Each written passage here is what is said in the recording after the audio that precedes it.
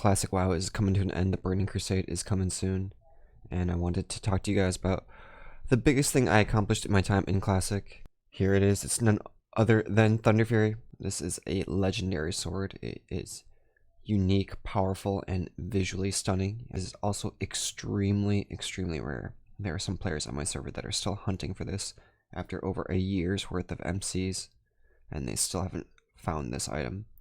This item is hard to get because, as you guys know, you have to do raids for the biggest and best pieces of gear in the game. You need 40 people to work together to get this loot. And when there's 40 people fighting over one piece of loot, things can get a little dicey. There are a lot of systems for distributing loot fairly, and when it comes to these loot distribution systems, people who are seeking Thunderfury will pay special attention to them. So I was in a loot council guild during phase 1. I remember being in the start of the guild, being an officer, helping the foundations of this guild. And I remember when I first joined this guild, I made it pretty clear and upfront that I was interested in getting this item.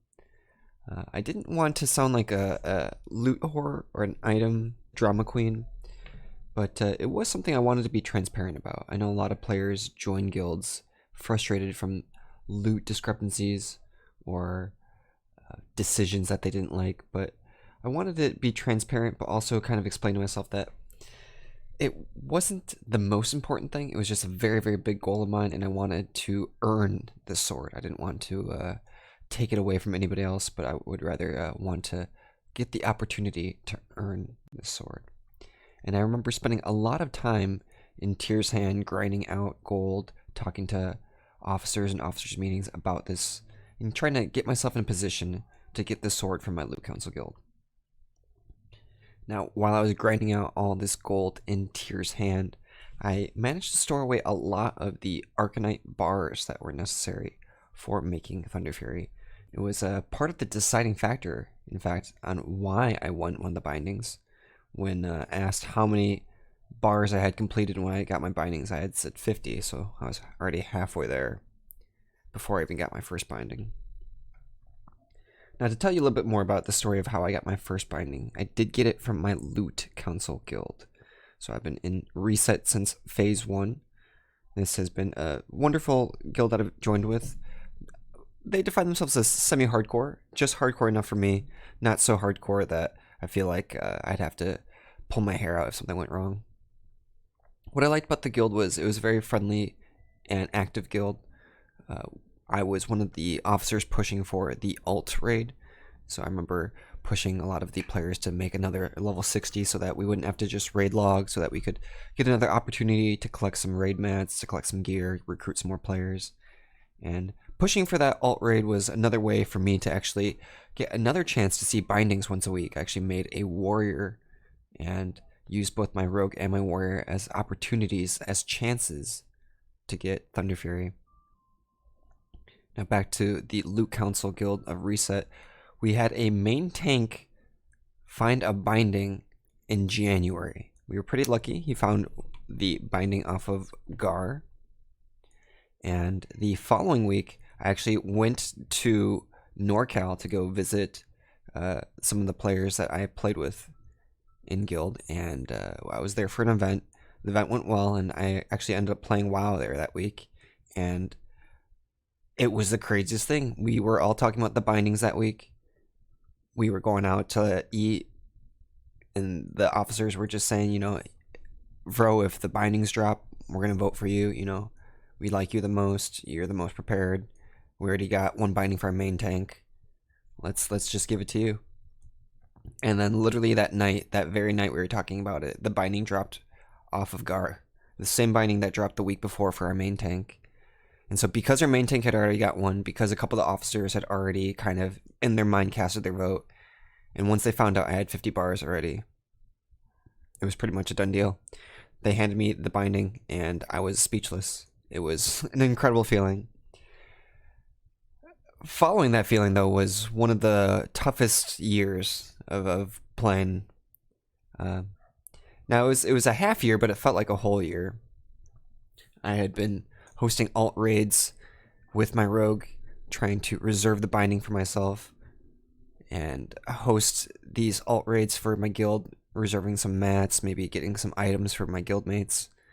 And it took a long time of MS over OS, many weeks, before that kind of just died down. The quality of players were harder and harder to find, and it was just nearly impossible to find a good group to clear Ragnaros MS over OS.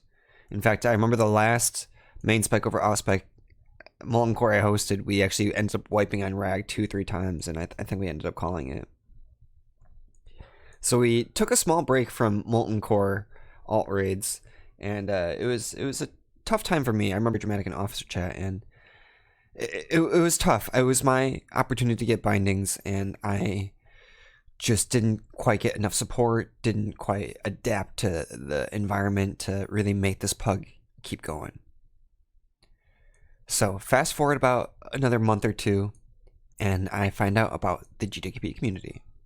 I found out about Taeyong, I found out about the coffee hour runs, and I found out that, you know, if you just keep storing some gold, if you can just hold your pockets tight, you can come into a run, and it doesn't matter who's got what, you can win an item. A lot of the GDKPs at the time were reserving one binding. I would be sure to look at which runs were reserving a binding or not. Go to the ones that had the Baron binding open, and I would just go every week, try to get my lockout done.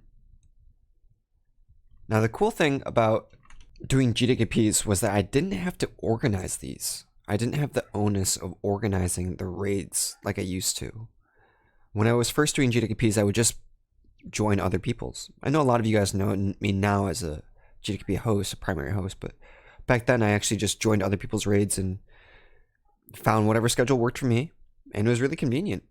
All the trouble of hosting and organizing the raid and trying to reserve things, that just went away if I just had enough gold. And I had been telling you guys I'd been storing gold from grinding Tyr's Hand, collecting Arcanite bars, but at this point in the game I was actually enchanting a lot. And I'll make another video soon about how I made a lot of my gold in Classic WoW, but at this point I had been storing gold pretty regularly and had amassed about 5,000, 6,000 gold, when on July 10th, Baron Binding dropped. Dropped in the morning. I was able to buy it for 4,000 gold. I remember being the only serious bidder for the item. There were a couple other people that tried to bid on the item. I remember opening up with 2K. And then people, you know, threw in a few hundred there, here or there. I remember jumping up to 3K.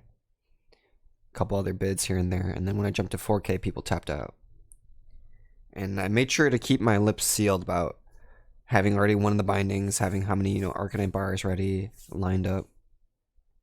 And when the auctioneer passed me the item and I passed him the gold, it was the greatest feeling of relief you could ever feel. I said earlier it took about a year. It was really only about 6 months. It was about 6 months of waiting for bindings every single week, going for the bindings, making the MS over OS raids, stressing over making those raids on an alt raid, and going to my main raid on another character to, you know, make sure I kept up with the Loot Council Guild, stressing out over raiding on 2 characters for so many weeks and months, and saving my gold to buy bindings, having the stress of being an officer and not being able to handle all the peripheral stress making Thunderfury. Thunderfury is definitely the best accomplishment I ever had because of how much work I put into it. I established myself in a Loot Council Guild as an officer early on, was in a very lucky position to get the bindings the week after my main tank got the same binding. I was lucky enough to have professions in gold making, gold generating techniques to just store gold. I guess it wasn't really luck, right? It was a lot more skill based and a lot more prep based. I really knew walking into this adventure that I wanted to make Thunderfury. In my vanilla experience, the first Thunderfury went to a main tank, and the second binding, the second extra binding, ended up going to a hunter because he had just so much DKP. So I just remember in the vanilla days, I wanted nothing more than to complete Thunderfury. And here it is, I completed it. It took me some loot council, it took me some GDKP, but I finally got it together.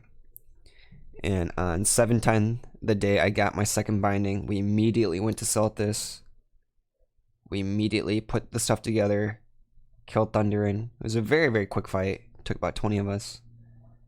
Looted the sword and enchanted it right away. And since then, I've kept it equipped.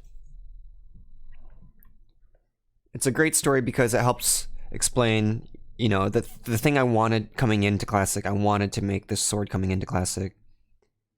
I went into a small loot council guild as an officer to try to earn my way upwards and prove that I'd be the type of player to deserve this type of weapon. I put in a lot of hours in the alt raid and helping other players and providing resources to the guild. And the transition to GDKP, how I went to other people's raids and brought the gold to the table, earned my binding, and eventually I started hosting a lot of raids in GDKP. It's a beautiful story, beautiful transition from loot council to GDKP, pugging the whole way. I still love reset, I still love pugging, I still love Forbes. You know, I got my binding from a Forbes coffee hour run. Shoutouts to Shoyo. It's my favorite memory.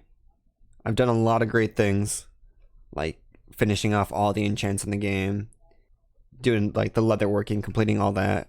Professions I never really took seriously in vanilla, and it's fun to, you know, do that now, take it seriously, but hosting as many raids as I did, I must have hosted 200 molten cores by now.